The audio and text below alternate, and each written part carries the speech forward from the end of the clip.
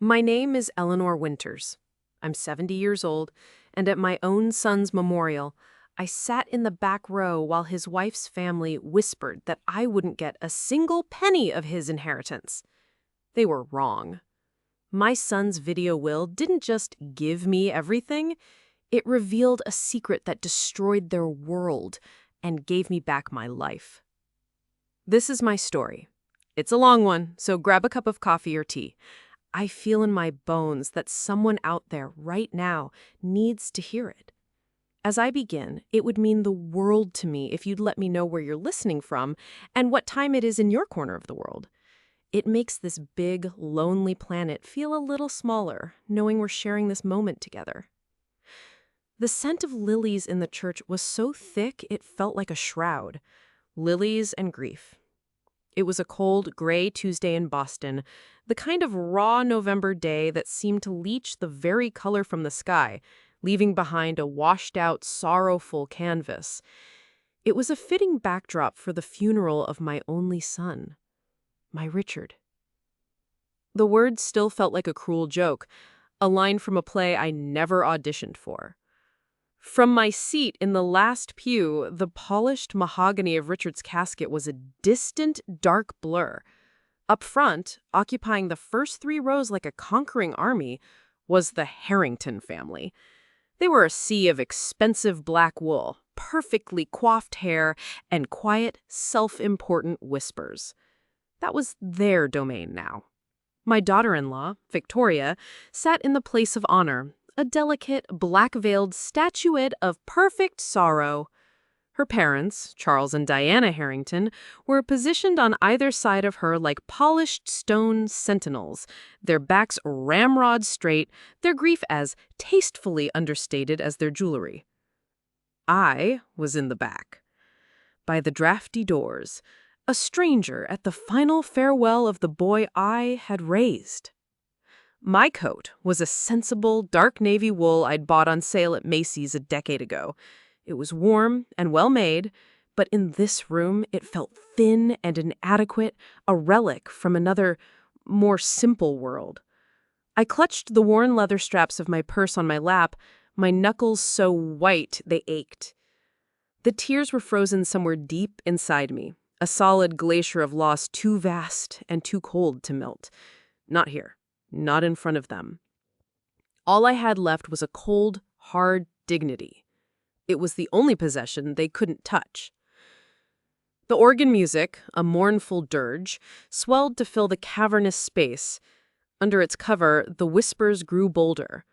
I heard it, then, a comment sharp and venomous as a snakebite from the row in front of me. It was Diana Harrington, Victoria's mother, turning to a woman who looked like her sister. "She honestly thinks she's getting anything," Diana hissed, her voice a low poison. A stifled, cruel little titter of laughter followed. "She'll be lucky if Victoria lets her keep the family photos, for sentiment's sake, you know?" A hot, prickling flush crept up my neck, burning its way to my cheeks. My jaw tightened until it hurt. I stared intently at a small scuff mark on the dark oak of the pew in front of me, focusing on its insignificant details as if it held the secrets to the universe. It was an anchor in a swirling sea of humiliation. "For Richard," I chanted silently to myself, a desperate mantra. "Be strong for Richard."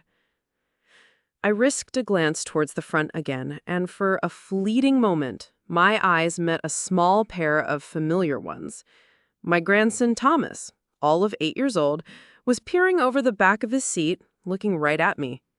He was wedged between his grandfather Charles and an aunt I didn't recognize. His small face, usually so bright and full of life, was a mask of confusion and sorrow. He had his father's eyes, the same deep, thoughtful brown. My Richard's eyes. In them I saw a desperate, questioning look, a silent plea for an explanation I couldn't possibly give. Our gazes held for only a second before Victoria, sensing the shift, leaned over and whispered something sharp in his ear. He flinched and immediately swiveled his head back to the front. The connection was severed, just like all the others. The service itself was a masterclass in Harrington-style public relations. The eulogy was delivered by Charles Harrington. He stood at the lectern, a tall, imposing figure, and painted a portrait of a brilliant young man they had graciously welcomed into their family, a man whose meteoric success was nurtured under their prestigious, influential wing. He spoke of Richard's recent promotion to senior vice president at the tech firm, a detail I was hearing for the first time.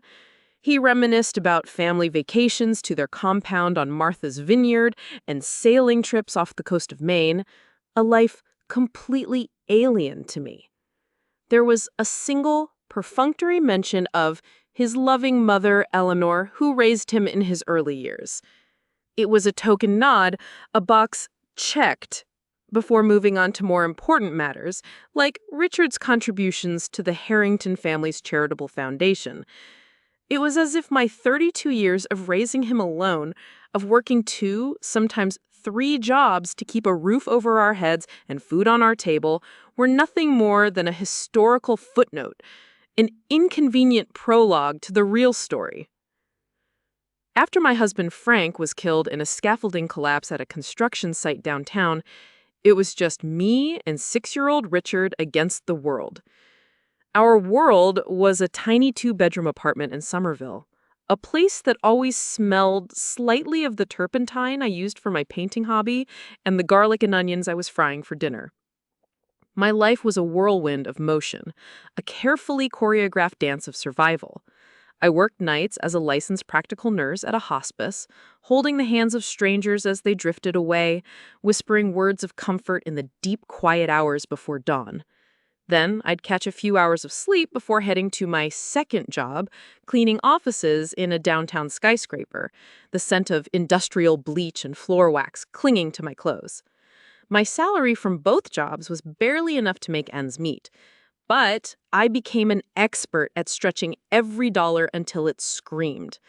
Every spare cent, every quarter found in a coat pocket went into a tin can in the back of my closet labeled Richard's College Fund. When the thick envelope from Yale arrived, I held it in my hands and cried. A pride so fierce it was a physical pain bloomed in my chest. He had done it. My boy had done it. But the acceptance letter was followed by a financial aid statement that made my heart stop. Even with scholarships and grants, the remaining tuition was a staggering figure, a mountain I had no way of climbing. That evening, I sat at my kitchen table staring at my hands. On my right ring finger was the simple, thin gold band my mother had worn and her mother before her. It was my only real piece of jewelry, my only tangible link to the generations of strong women I came from.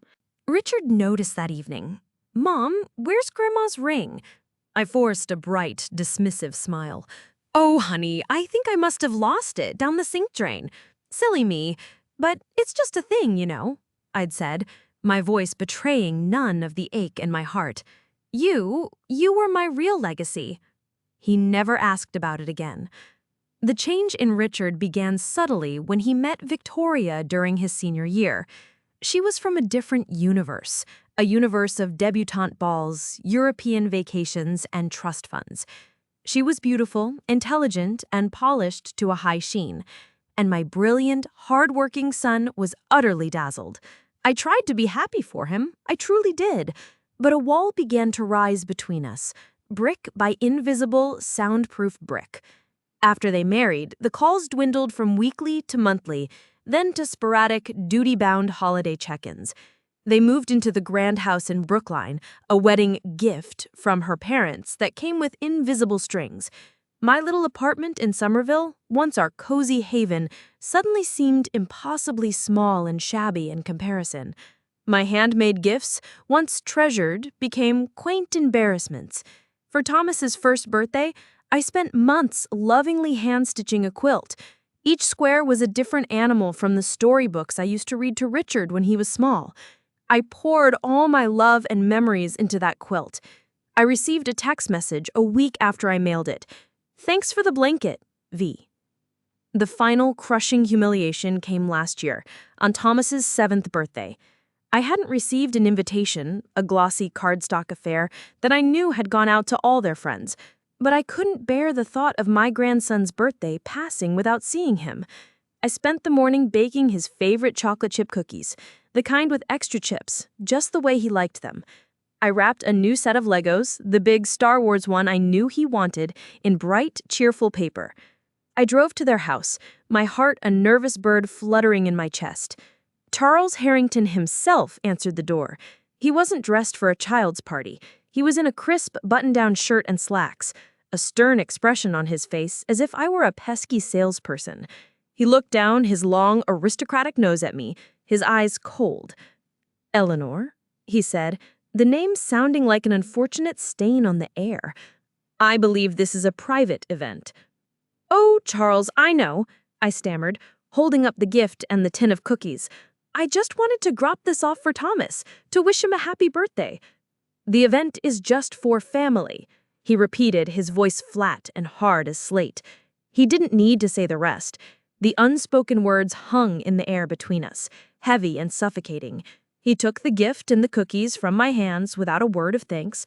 "I will make sure he gets these." Then he closed the heavy oak door in my face, the click of the latch echoing the sound of my heart breaking. I stood on that pristine, manicured porch for a full minute, unable to move, the smell of freshly cut grass and abject rejection filling my lungs. I drove home with the passenger seat empty and my soul hollowed out. That was the last time I tried. I still sent cards. I still left cheerful, one-sided voicemails. "Hi, honey, it's Mom. Just calling to say I'm thinking of you and I love you."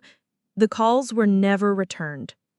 Now, standing in their opulent living room, surrounded by strangers who were supposedly my family, it all made a terrible, coherent sense. I wasn't just being ignored or forgotten. I was being systematically, deliberately erased. And looking at Victoria, a perfect black widow holding court, I had no doubt about who the architect of my erasure was. The air in the Harrington living room grew heavier with every passing minute, thick with the scent of expensive perfume and the clinking of porcelain teacups. I had decided to slip out the French doors that led to the garden, unable to bear another moment of the suffocating performance, when a small, warm hand found mine. I looked down, and my heart gave a painful, hopeful lurch. It was Thomas. He was looking up at me, his lower lip trembling slightly. He had a half-eaten chocolate chip cookie in his other hand, and I felt a pang, wondering if they were the ones I had baked him for his last birthday. "Grandma Ellie?" he whispered, his voice so small it was almost lost in the drone of the room. It was the first time anyone had used my name all day. Not Eleanor, the formal, cold address of the Harringtons, but Grandma Ellie, the name he'd called me since he could talk. I kneeled, ignoring the loud protest from my knees, bringing myself down to his level. "Hello, sweetheart," I said, my own voice thick with unshed tears. "It's so good to see you." He glanced nervously over his shoulder, toward the cluster of adults where his mother stood, a champagne flute in her hand. Then he leaned in close, his breath warm and smelling of sugar against my ear. "I have a secret," he whispered, his tone conspiratorial. "Oh?" I tried to manage a smile, to encourage him. "What kind of secret?" Sometimes Daddy would look at pictures on his computer in his office when he thought nobody was watching."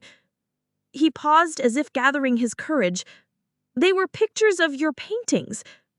I froze, the teacup rattling in its saucer in my hand. My paintings. The simple landscapes of the New England countryside and still lives of fruit from my kitchen table. I had sent Richard photos of them on my old smartphone years ago, just to share a piece of my life. I had long ago assumed he'd deleted them to make space for photos of his new glamorous life. Thomas, encouraged by my silence, continued. "He'd look at them for a really long time, especially the one of the lake with the 2 trees. He told me once that he missed that lake. He said you two used to go fishing there, and you always caught bigger fish than him."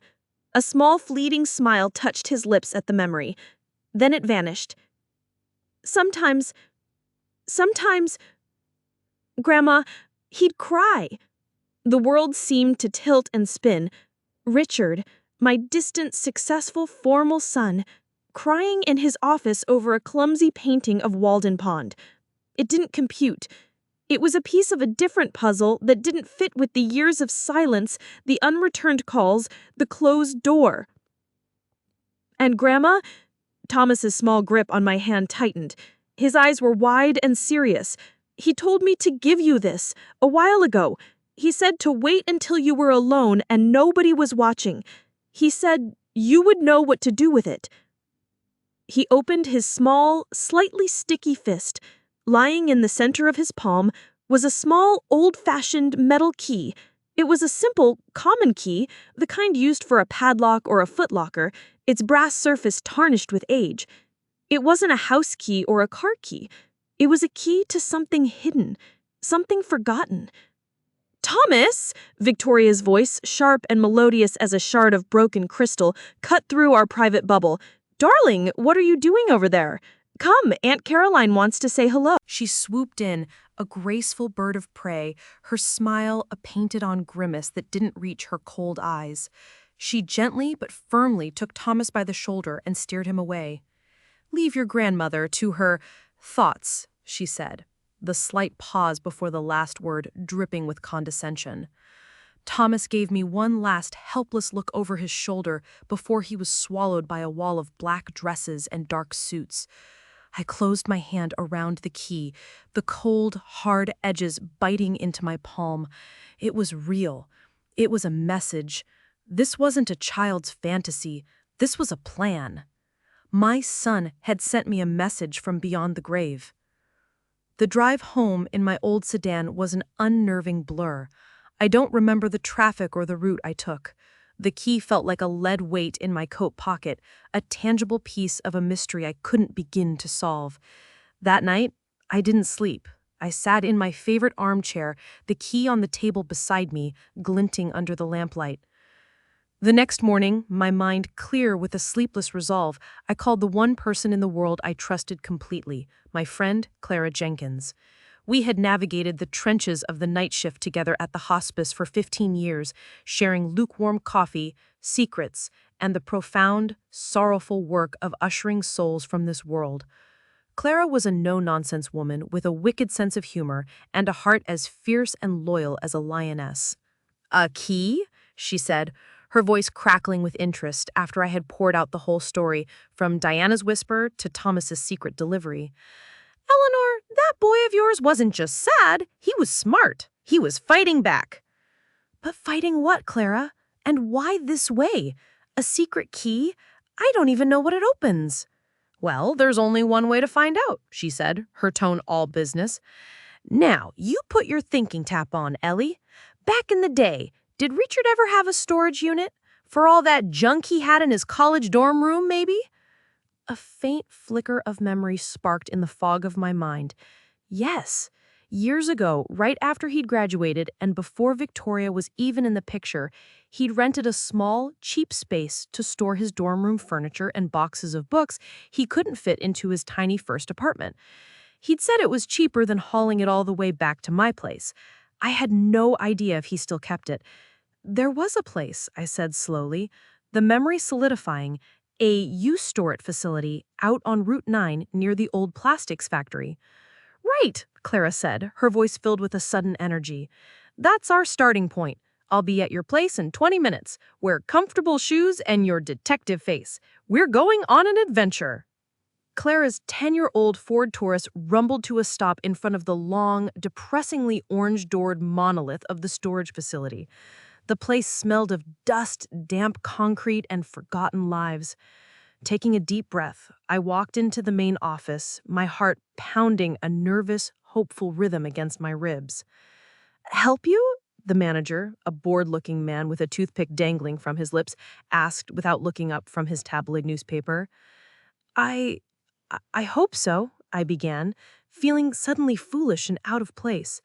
"My son, Richard Winters, may have had a unit here. He passed away recently." The man finally looked up at me, and a flicker of what looked like genuine sympathy crossed his tired face. "Tough break. Sorry for your loss." He turned to his ancient-looking computer and tapped at the keyboard with 2 fingers. Let's see, Winters, Richard. Yep, still got one. Unit C12. Looks like it's paid up on auto-renew through the end of the year. My breath hitched in my throat. He was still paying for it. Is there any way I can get into it? I have a copy of his death certificate with me. He shook his head slowly, the toothpick wagging. Sorry, ma'am. Policy is policy. Ironclad. I'd need a court order, a will naming you executor, something official from a lawyer. Can't let just anyone in. Unless, of course, you're on the access list or you've got the key. My hand was trembling as I reached into my pocket. I opened my palm, revealing the small, tarnished key Thomas had given me. Would this, I asked, my voice barely a whisper, be the key? The manager leaned over the counter, squinting. Well, I'll be damn. Standard master lock. That's what we use on all the C-block units. Yep, that'll do it. Unit C12, down that row, on the left. Good look. Clara gave me at my arm a triumphant squeeze. See, I told ya, your boy was smart as a whip. The corrugated metal door of Unit C12 shrieked in protest as I struggled to roll it up, the sound echoing in the cavernous, quiet hallway. A wave was cool, musty air, the scent of time itself, washed over us. The space was about 10 by 10, dark and packed with the ghosts of Richard's past. There was the lumpy couch from his dorm room, a wobbly desk stained with coffee rings, and boxes, stacks and stacks of cardboard boxes, all labeled in Richard's familiar, neat, angular handwriting. Okay, Ellie, where do we start? Clara asked, rubbing her hands together with grim determination. We started with the stack closest to the door, a tower of boxes labeled Yale. The first held old textbooks on computer science and philosophy. The second contained college memorabilia, a framed photo of his rowing team, a diploma, a dusty trophy. We moved to another stack, this one labeled Misc. Inside, we found his old vinyl record collection. Oh, look at this, I said, pulling out an album. The Beatles. He played Blackbird on his cheap guitar until I thought my ears would fall off. A sad smile touched my lips. It felt like I was talking about someone else's son, a boy I had only known in another lifetime. Then Clara, digging in the back corner, said 2 words that made my blood run cold. Oh, Eleanor. I turned. She was pointing to a large box tucked away behind a standing lamp. On the side, Richard had written one single, heart-stopping word, Mom. My knees felt weak. Clara had to steady me as I knelt before it. My hands trembled so badly I could barely hold the box cutter Clara passed me. I sliced through the thick packing tape, the sound unnaturally loud in the silence. Inside, nestled in layers of yellowed tissue paper, was my entire history of rejected love. There was every single card I had ever sent him since he'd moved out. Christmas cards, birthday cards, little just because notes with silly cartoons I'd drawn. Underneath them was a thick bundle of larger envelopes, held together by a rubber band. I slid one out. It was one of my own letters, sent a few years back. Scrawled across the front in angry red ink were the words, Return to sender, addressee unknown. Victoria hadn't just thrown them away, she had sent them back, a deliberate act of cruelty. But Richard hadn't thrown them out either. He had driven here, to this cold, dusty little room, and he had saved them. He had kept the evidence of his wife's malice and my unanswered love. Deeper in the box, beneath the letters, was the quilt I had made for Thomas's first birthday, folded perfectly, as bright and cheerful as the day I'd sewn the last stitch. And under that, a heavy artist's portfolio case. With shaking fingers, I unzipped it. Inside were my paintings. Not photos, the actual canvases I had given him over the years, each one carefully wrapped. He had saved every single one. Oh, Ellie, Clara whispered, her own eyes shining with tears. He never, ever let you go. At the very bottom of the box, there was one last thing. A heavy, black laptop computer, an older model that looked like it hadn't been used in years. and lying beside it, a slim, leather-bound journal. A diary. I sank down onto the dusty concrete floor, my legs no longer able to support me. I opened the journal. The first half was filled with Richard's familiar script, detailing notes on coding projects, algorithms, and business ideas. But then, about halfway through, the handwriting changed. It became less steady, the letters smaller, more cramped, as if written with great effort. The entry was dated October 13th, a little over a year ago. The diagnosis came today. Pancreatic, stage 4. Dr. Morris gave me 6 to 18 months, if I'm lucky. I haven't told Victoria. I don't know how. How do you tell someone your life, their life, is now on a clock? All I can think about is Mom. I need to talk to her. I tried to call her today. V saw the call on my phone's history and flew into a rage, screaming, said I was being selfish, that I was trying to stress her out, that it would be bad for Thomas to see his father sick and his grandmother. She called her a morbid distraction, a reminder of a past she wants to completely erase. I had to stop, a strangled sob escaping my lips, my vision blurred. Clara put a steadying hand on my shoulder, her presence a warm, solid anchor. I took a ragged breath and forced myself to read on. The next few pages were a harrowing chronicle of his private hell. He wrote about the brutal chemotherapy treatments, about his declining health, and about Victoria's increasing, suffocating control over his life. She managed his schedule, his diet, his communications, all under the guise of reducing his stress. He described how she used Thomas as a shield, a pawn in her cruel game. She thinks I don't know, about the mail being returned, about the blocked calls from her number. I'm not an idiot. I found the stack of returned letters in a shoebox in the back of her closet last month when I was looking for my old watch. I feel so weak, so trapped. I'm too sick to fight her now. Too sick to endure a messy divorce and a brutal custody battle in the time I have left. She would drag my mother through the mud, paint her as a gold digger. I can't do that to her. But I'm not too weak to plan. I'm not her fool. I met with Marcus Hayes today, my old friend from Yale, the best damn lawyer I know. We have a plan. The new will is signed, sealed, and witnessed. The video is made. It's all in his hands now. The final entry, dated just 2 weeks before he died, was almost illegible. Gave Thomas the key today. Praying he remembers. Praying he understands what to do. It's my only hope that she'll get this. Mom, if you are reading this, I'm so sorry. I love you more than words can say. I always have. Please be strong for me. Please finish what I started. The journal fell from my nerveless fingers. The silence in the storage unit was absolute, broken only by the sound of my own ragged breathing. The cold, hard glacier of grief that had been frozen inside my chest for months finally, violently broke. I leaned against Clara's sturdy shoulder and wept. I wept for my lost boy, for his secret, lonely suffering, for the years the locusts had eaten. I wept for his incredible, enduring love, a love that had been there all along, hidden behind a wall of unimaginable cruelty. After a long time, Clara helped me to my feet. She wiped a tear from her own cheek with the back of her hand. "Eleanor," she said, her voice firm with a righteous anger, "we know what we have to do." The next day, I didn't wait for a letter of summons from a lawyer. I took the initiative.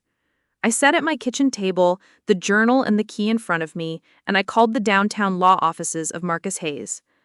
"My name is Eleanor Winters. I am a Richard Winters' mother. I need to schedule an urgent meeting with Mr. Hayes.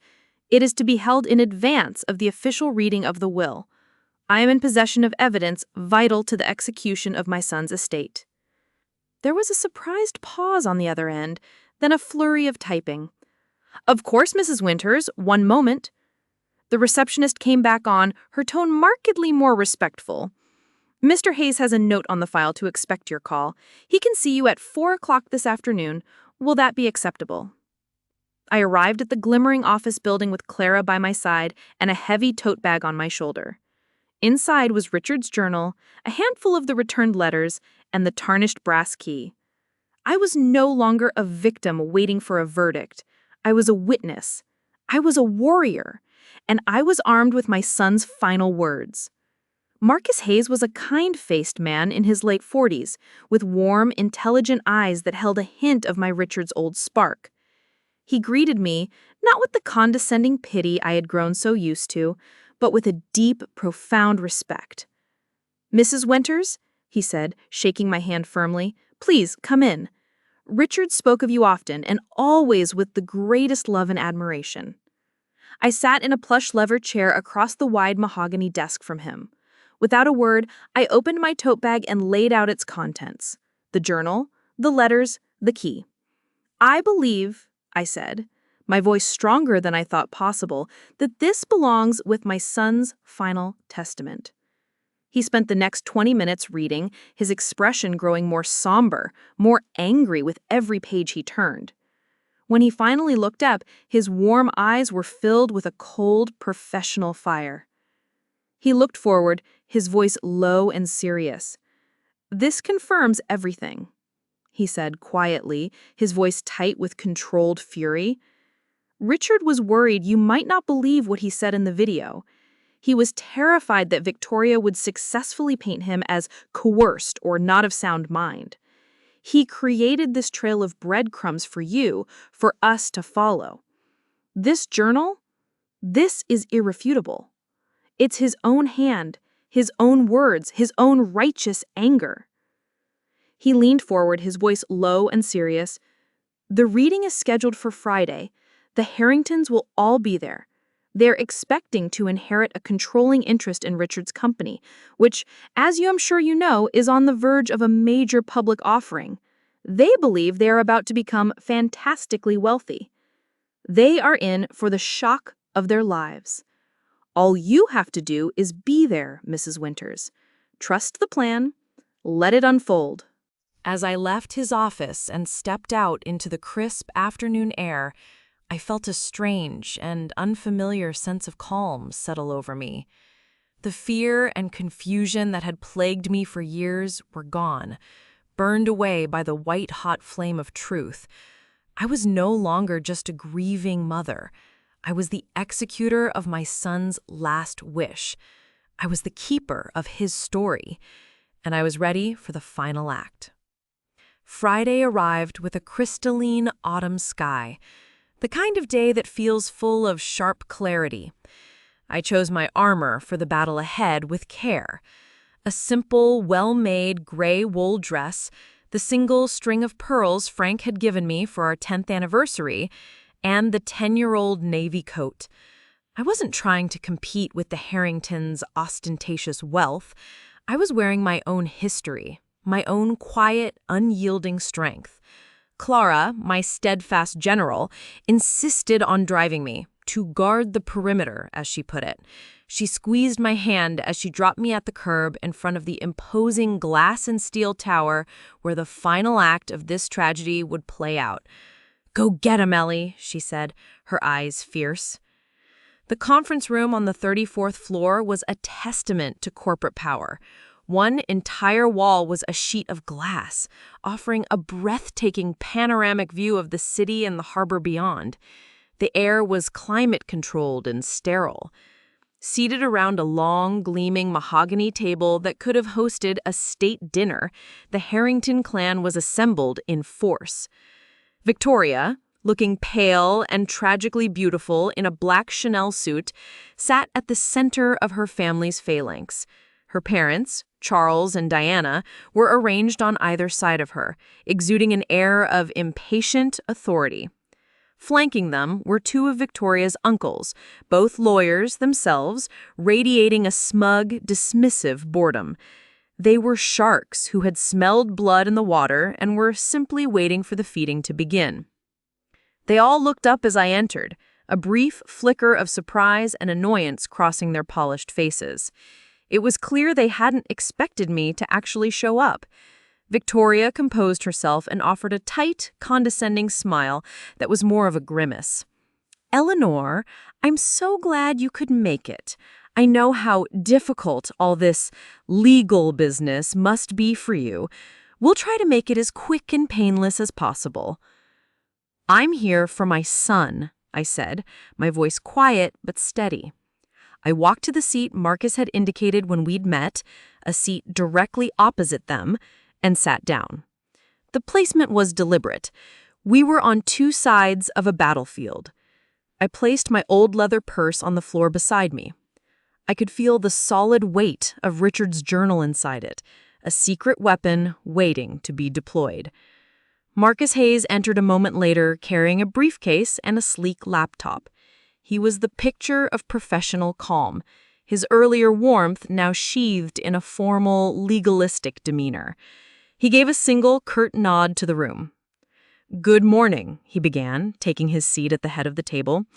"We are here today for the reading of the last will and testament of Richard Frank Winters, executed on the 14th of June of this year. Present are his wife, Victoria Harrington Winters, his mother, Eleanor Winters, and other interested parties." One of Victoria's uncles, a man with a florid face and an expensive watch, cleared his throat impatiently. "Marcus, with all due respect, perhaps we can dispense with the time-consuming formalities. We've all seen a copy of the previous will. We assume the changes are minor, just updating certain financial figures. Victoria is, of course, the primary beneficiary and the named executor of the estate." Marcus looked at him over the top of his half-moon glasses, his expression unreadable. "Actually, Robert, your assumption is incorrect. The changes are, in fact, substantial. The previous will, and all prior versions, have been entirely and irrevocably revoked by this new document." He paused, letting the words hang in the sterile air. A subtle shift occurred in the room's atmosphere. The smug boredom began to evaporate, replaced by a flicker of uncertainty. "Furthermore," Marcus continued, "Richard stipulated, in writing, that his final wishes be presented in a specific, and I must admit, somewhat unorthodox format. He has prepared a video statement." A visible wave of unease rippled through the Harrington side of the table. Victoria's perfectly manicured hands tightened in her lap. Charles Harrington sat up straighter, his brow furrowed in a deep frown. "A video," Charles boomed, his voice accustomed to commanding attention. "How theatrical! Is that even legally binding, Hayes?" "Perfectly," Marcus said smoothly, his calmness a stark contrast to Charles's bluster. "It was filmed in this very room in the presence of two witnesses from my firm. Mr. Winters was also certified to be of sound mind and body, all things considered, by his attending physician, Dr. Morris, on the same day the will was executed. The documentation is notarized and ironclad. I will now play the recording." He turned his laptop so the screen faced the table and clicked a file. Richard's face, pale and drawn, filled the screen. My breath caught in my throat. It was one thing to read his words, another thing entirely to see him, to hear his voice. He looked so tired, so thin, the vibrant energy that once defined him now just a faint, flickering ember in his eyes.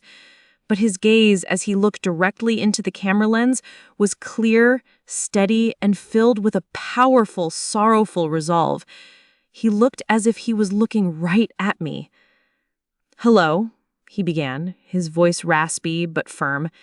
"If you are watching this, it means I'm gone. And it means it's time for the truth.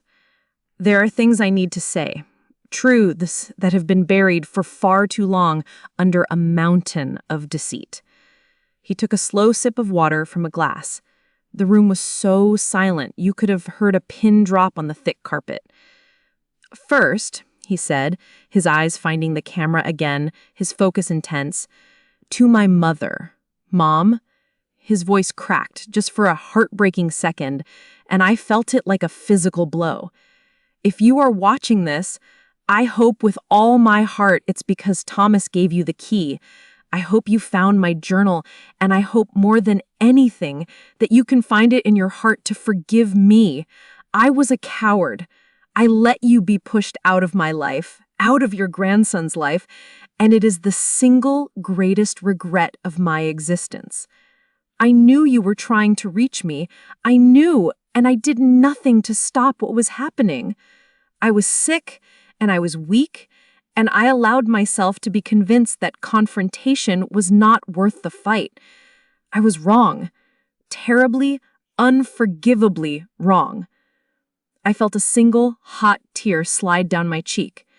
The first I'd shed in front of them. It was not a tear of sadness. It was a tear of pure, painful vindication. Richard's expression on the screen hardened, the sorrow replaced by a cold, righteous anger. He was no longer looking at me. He seemed to be staring directly through the screen, his gaze fixed on his wife. I have to be clear about why this terrible separation occurred. It was not a gradual drifting apart. It was not a misunderstanding. It was a deliberate, malicious, and systematic campaign of isolation, orchestrated by my wife, Victoria. Victoria let out an audible gasp. "This is insane!" she cried out, her voice high and shrill. "He was sick! He was on medication! His mind—" "Please hold all comments until the video has concluded," Marcus interjected, his voice like a whip crack, cutting her off mid-sentence. On the screen, Richard continued, his voice gaining strength with every word. "I have proof, which I have already provided to my attorney, Mr. Hayes, that Victoria intercepted my personal mail, established filters on my email accounts to block all messages from my mother's address, and instructed my office staff to deny her calls and visits, claiming I was in sensitive meetings. She did all of this under the guise of protecting my health, of reducing my stress.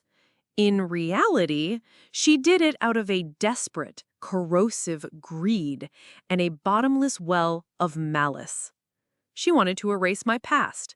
She wanted to sever my connection to the one person in my life who loved me unconditionally. She did this so she could have complete and total control over me, my son, and most importantly, my assets." The color had drained completely from Victoria's face. She was staring at the screen in abject horror, her mouth slightly agape, her mask of tragic grief shattered into a million pieces. Her father looked apoplectic, his face turning a blotchy, dangerous shade of purple. "And it is with that ugly truth laid bare," Richard said, his voice ringing with a sad final authority, "that I must now outline the distribution of my estate." He took a deep, shuddering breath. "My shares in Sterling Harrington Innovations, my entire investment portfolio managed by Goldman Sachs, my intellectual property rights for all current and future projects, this year's 7-figure promotion bonus, and the deed to my home at 24 Chestnut Lane in Brookline.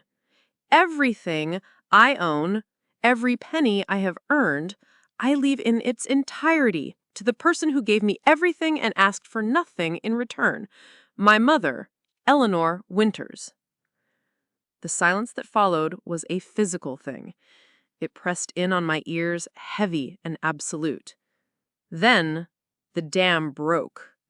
"No!" Victoria shrieked, her voice a raw animal sound of pure rage. She jumped to her feet, her chair scraping back violently against the floor. "This is a lie! She manipulated him! That scheming old woman manipulated my dying husband!"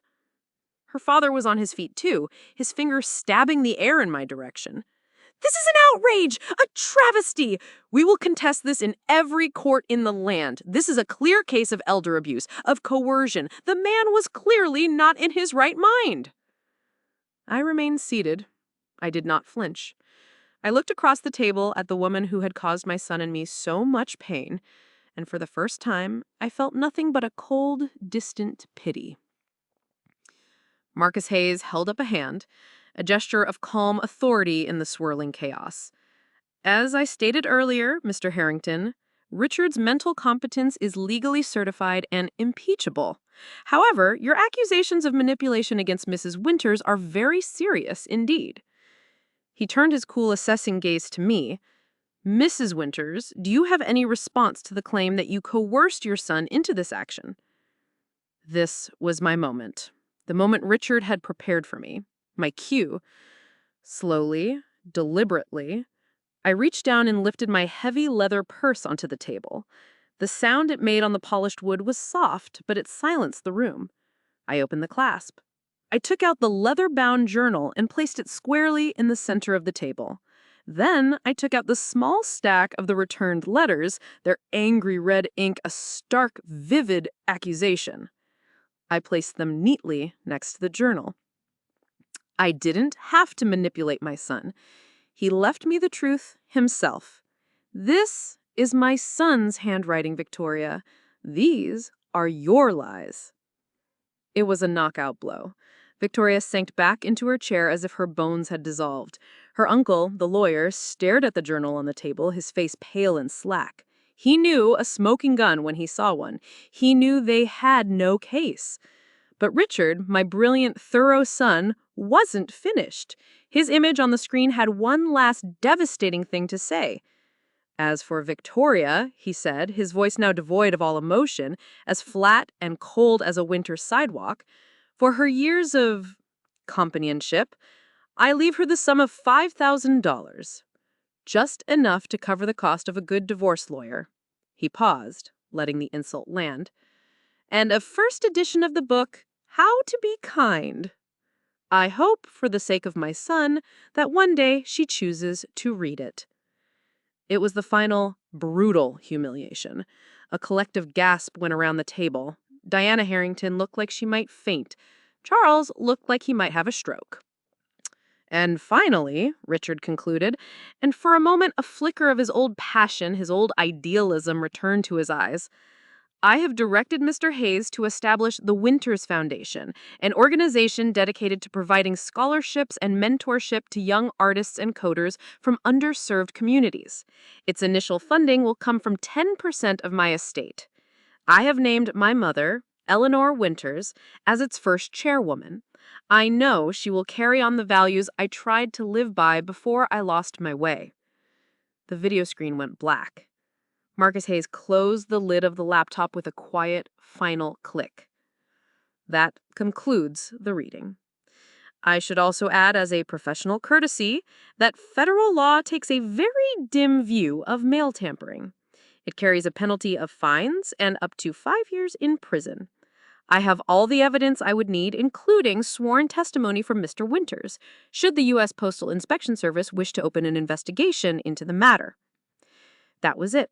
The final nail. Checkmate. I stood up. I picked up my purse, leaving the journal and letters on the table as silent, damning testaments to the truth. I gave them no more glances. I had no more words for them. I turned my back on their shattered greed and walked out of the conference room, my head held high. The storm had passed, and I was the one left standing in the sunshine. The weeks that followed the reading of the will were a dizzying blur of motion and purpose. The first and most symbolic act was to reclaim my son's home. I packed up the few belongings I had in my small Somerville apartment and, with Clara's help, moved into the grand brick house in Brookline. Walking through its spacious, immaculate rooms felt strange at first. Victoria's taste was impeccable, but cold, like a high-end furniture showroom where no one actually lived. The air was sterile, the surfaces gleaming. There was no life, no soul. So I started by opening the windows, letting the crisp autumn air chase out the stale scent of sorrow and deceit. Then, methodically, I began the process of de-Harringtonizing the house. I spent a week carefully packing up Victoria's expensive, impersonal belongings into dozens of cardboard boxes. Her designer clothes, still bearing their price tags, her minimalist art that looked like sterile geometry problems, her vast collection of self-help books on power and influence. I put every last item into a professional storage unit and had the key and the first month's bill messengered to her new, much smaller, rented apartment in a less fashionable part of town. I considered it my final act of housekeeping on her behalf. Slowly, I began to make the house my own. Richard's own. I chose the sun-drenched guest room overlooking the garden and transformed it into my art studio. I set up my old easel, laid out my paints and brushes, and soon the space was filled with the familiar, comforting smell of linseed oil and turpentine. It was the scent of my own creativity, my own quiet joy. One afternoon, while unpacking some of Richard's things from his closet, I found an old, worn cashmere sweater of his tucked away in the back. I lifted it to my face and inhaled. It still smelled faintly of him, a mixture of his cologne and something that was just uniquely, wonderfully Richard. I sat on the edge of his bed, holding the sweater, and allowed myself a moment of quiet, peaceful grief, a moment of connection that felt more real than anything I had experienced in years. I went back to the storage unit and brought home the box labeled Mom. I hung my own paintings on the walls, their warm, vibrant colors breathing life into the formerly beige rooms. I placed the colorful, hand-stitched quilt on the bed in Thomas's old room, which I left otherwise untouched, a sanctuary waiting for his eventual return. I went through old photo albums and put framed pictures of a young, smiling Richard on the mantelpiece, Richard at his high school graduation, Richard holding up a string of fish on one of our trips to the lake, Richard with his arm around me, both of us grinning at the camera. I was replacing their curated fiction with my messy, loving truth. The house began to breathe again. The Harringtons, as expected, did not go quietly. Their lawyers, led by the uncle with the expensive watch, sent a barrage of threatening letters. They were masterpieces of legal bluster, challenging Richard's competency, accusing me of undue influence, coercion, and every other baseless crime they could conjure up. But their threats were hollow, the desperate flailing of a drowning dynasty. Faced with Richard's journal, the returned letters, and Marcus's meticulous documentation of Richard's sound mind, their case was DOA, dead on arrival. Their final attempt was a blustering demand for a settlement. They wanted me to give Victoria the house and a significant portion of the inheritance in exchange for them dropping all claims. Marcus and I met in his office to discuss it.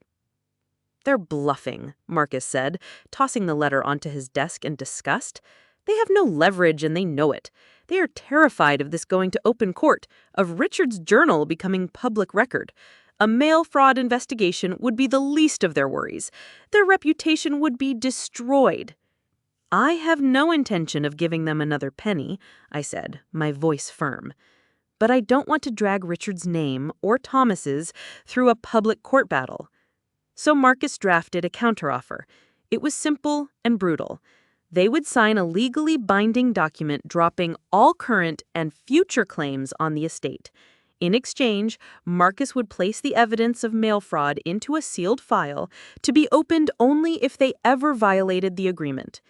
They signed it within 24 hours. They were terrified of the truth. But their troubles were just beginning.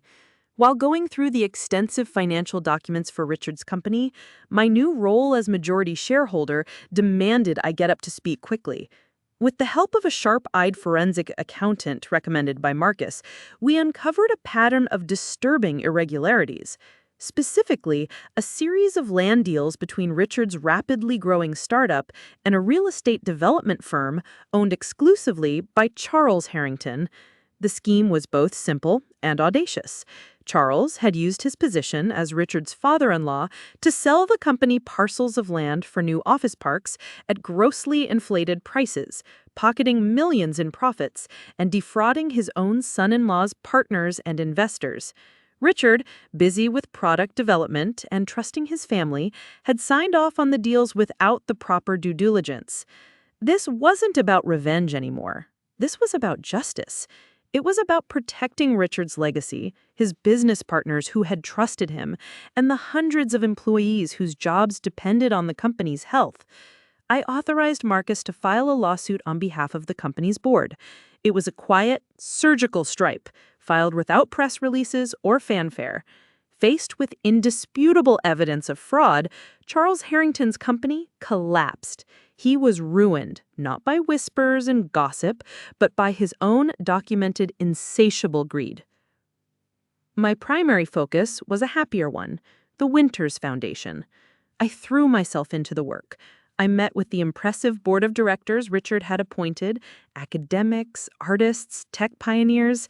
I spent my days reading through scholarship applications from brilliant, underprivileged young people, their stories of struggle and ambition reminding me so much of my own Richard. One afternoon, while unpacking some of Richard's things from his closet, I found an old, worn cashmere sweater of his tucked away in the back. I lifted it to my face and inhaled. It still smelled faintly of him, a mixture of his cologne and something that was just uniquely, wonderfully Richard. I sat on the edge of his bed holding the sweater and allowed myself a moment of quiet, peaceful grief, a moment of connection that felt more real than anything I had experienced in years. I went back to the storage unit and brought home the box labeled Mom. I hung my own paintings on the walls, their warm, vibrant colors breathing life into the formerly beige rooms. I placed the colorful hand-stitched quilt on the bed in Thomas's old room, which I left otherwise untouched, a sanctuary waiting for his eventual return. I went through old photo albums and put framed pictures of a young, smiling Richard on the mantelpiece. Richard at his high school graduation, Richard holding up a string of fish on one of our trips to the lake, Richard with his arm around me, both of us grinning at the camera. I was replacing their curated fiction with my messy, loving truth. The house began to breathe again. Tucked inside the fold of the drawing was another, smaller note, this one written on a piece of lined paper torn from a school notebook. Grandma, Mom says I can't see you. She is mad all the time now. But I won't forget you. And I won't forget Dad. When I'm bigger, I will ride my bike to your house. I want to learn how to paint the sun like you do. Love, Thomas. Tears streamed down my face, dripping onto the drawing. But they were not tears of sorrow or anger. They were tears of pure, overwhelming love. Victoria could build all the walls she wanted. She could spew all the poison she had. But she couldn't break a bond forged in real, unconditional love. The best part of Richard, his kind and gentle heart, lived on in his son. And that part of him, I knew with bone-deep certainty, still belonged to me. The next day, I drove out to Mount Auburn Cemetery. The late autumn leaves were a breathtaking riot of red and gold, and the air was crisp and clean. I walked to Richard's grave, his name carved into a simple, dignified slab of gray granite. Richard Frank Winters, a beloved son. I knelt on the soft grass and placed a small bouquet of his favorite wildflowers at the base of the stone. Then I took Thomas's drawing, which I had carefully placed inside a protective plastic sleeve, and propped it up against the granite. "Look, honey," I whispered, my voice thick with emotion. "Look what your boy made for you. For us. He remembers, Richard. He loves you." I stayed there for a long time, the afternoon sun warming my face, the silence of the beautiful old cemetery a comforting blanket. I thought about the long, painful journey of the last few years, the loneliness, the humiliation, the quiet, corrosive despair. But sitting here now, I didn't feel anger toward the Harringtons. I felt nothing for them at all. They had become irrelevant. All I felt was a profound, unshakable peace. Richard, my sweet boy, in the end, he had seen me. He had acknowledged his own weakness and had used his last ounce of strength not for revenge, but for restoration. He had given me back my grandson. He had given me back my voice. He had given me back my own life. This journey had taught me that dignity isn't found in silent, noble suffering. It's found in knowing your own worth, even when the world is screaming at you that you are worthless. It's about knowing when to endure and when to stand up and fight for the truth. Forgiveness, I learned, has its limits, and those limits are drawn by self-respect. My son's last will wasn't just about an inheritance. It was about truth, and the truth had, finally, set us both free. As I stood to leave, a gentle breeze rustled the golden leaves in the trees overhead, and for a moment, the sound was like a whisper, a thank you, a goodbye, and I love you. I smiled. My son was at peace. And so was I. Thank you for listening to my story. I truly hope it might bring some measure of comfort or strength to anyone out there who has ever felt unseen or unappreciated. It's my small reminder to you that it's never, ever too late to reclaim your own story and stand in your own truth.